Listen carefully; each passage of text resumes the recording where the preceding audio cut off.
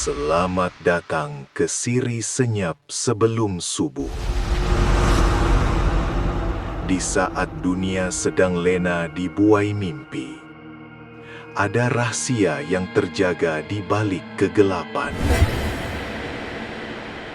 Pernahkah Anda merasakan sebuah benda mati seolah-olah mempunyai nadi?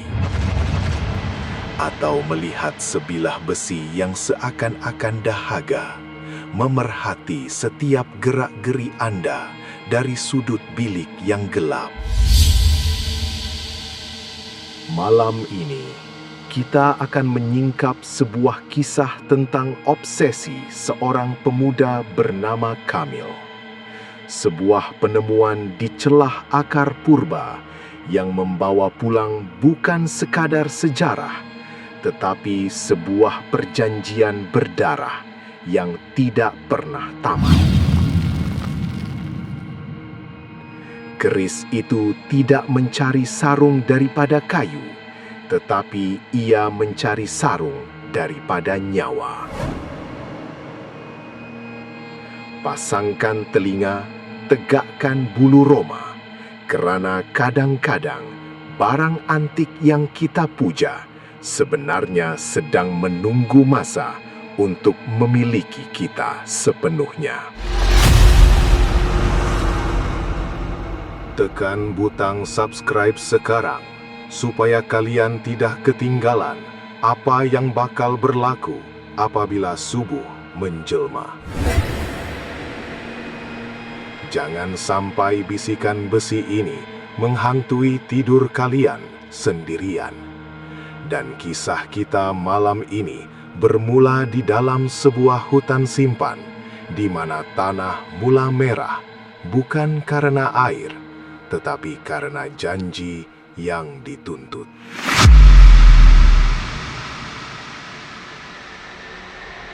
Hutan simpan itu seolah-olah bernafas dalam ritma yang berat. Bunyi cengkrik yang bersahut-sahutan di celah rimbunan pohon raksasa menciptakan simfoni alam yang mendamaikan bagi sesetengah orang. Namun, bagi Kamil, ia adalah musik latar bagi sebuah perburuan. Hutan ini bukan sekadar kumpulan pokok. Ia adalah arsip rahasia yang terkunci rapat oleh waktu. Suasana lembab dan bau tanah basah menusuk deria. Seolah-olah alam sedang memberikan amaran agar jangan melangkah lebih jauh ke dalam perutnya yang gelap. Kamil, pemuda berusia 23 tahun, bukanlah pencinta alam yang tipikal. Dia tidak peduli akan keasrian air terjun. Matanya sentiasa meliar ke tanah, mencari sesuatu yang ditinggalkan oleh masa. Biliknya di kota adalah bukti kegilaannya. Tiada poster artis atau konsol permainan. Yang ada hanyalah deretan shilling lama, botol kaca pudar, dan parang berkarat. Bagi Kamil, setiap barang lama mempunyai nyawa yang memerhatinya dari celah habuk. Dia percaya bahwa benda mati mempunyai memori, dan dia adalah pengumpul memori-memori yang terlupakan itu. Sedikit lagi, bisik Kamil. Dia menjauhkan diri daripada rakan-rakannya, maukan kesunyian mutlak. Langkahnya terhenti di hadapan sebuah pohon beringin yang akarnya menjalar seperti urat gergasi. Di celah rekahan akar yang paling gelap, sesuatu yang berkilat tertangkap oleh cahaya lampu suluhnya. Kilauan itu kusam, seolah-olah menyedut cahaya masuk ke dalamnya. Kamil melutut, menggali tanah lembab itu dengan tangan kosong. Kuku jarinya dipenuhi selut hitam, namun dia tidak peduli, sehinggalah jarinya menyentuh logam yang dinginnya luar biasa. Sejuk yang menusuk tulang di tengah hutan tropika. Sebilah keris tanpa sarung berjaya ditarik keluar. Bilahnya mempunyai 9 lekukan yang ganjil, dengan pamor menyerupai mata manusia yang merenung tepat ke arahnya. Cantik, puji Kamil. Tiba-tiba, satu sengatan tajam terasa di ibu jarinya. Darah merah pekat mengalir. Namun, anehnya, darah itu tidak jatuh ke tanah. Ia seolah-olah disedut masuk ke dalam pori-pori besi yang haus itu. Satu perasaan hangat menjalar dari tangan terus ke jantung Kamil. Kau pilih aku kan? Soalnya dengan senyuman yang mengerikan, sementara matanya mulai memantulkan kegelapan hutan yang pekat. Kepulangan Kamil disambut kerisauan oleh ibunya, Mak Som. Kamil yang dahulunya rajin, kini berubah menjadi penghuni bilik yang tegar. Dia hanya keluar untuk makan sekadarnya, dengan wajah pucat dan mata yang sentiasa meliar. Kamil, Mak tengok kamu tidak sehat. Dah 3 hari kamu berkurung. Bau dalam bilik kamu tuh macam bau besi karat, tegur Mak Som. Kamil hanya memandang kosong dan menjawab, barang antik perlukan penjagaan, Mak. Dia tengah menyesuaikan diri dengan saya. Secara tiba-tiba, Kamil bingkas bangun, menyebabkan kerusi terhempas. Lalu kembali mengunci diri dalam bilik. Di dalam bilik yang gelap, keris itu diletakkan di atas bantal di sebelah tempat tidurnya. Kamil duduk bersila. Matanya tidak beralih daripada memandang bilah hitam itu. Dalam kesunyian malam, dia mulai mendengar bisikan halus yang bukan berasal dari suara manusia, melainkan geseran logam di dalam kepalanya. Tuan, aku lapar. Kamil tersenyum lebar. Dia mengambil pisau kecil, menghiris tapak tangannya, dan membiarkan darah segar menitis ke atas bilah keris. Makanlah, biar kita menjadi satu, bisiknya dalam kegelapan yang kian menghimpit. Kebimbangan Mak Som memuncak apabila mendengar Kamil berbicara sendirian dengan suara yang berat. Seolah-olah ada 2 entiti di dalam bilik yang terkunci itu. Malah, Mak Som pernah melihat bayangan hitam setinggi pintu melintas di ruang tamu, menuju ke bilik Kamil pada waktu subuh. Ketakutan itu membawanya mencari bantuan Lebay Min, seorang lelaki tua yang bijaksana. Lebay Min bersama cucunya, Aiman, segera datang.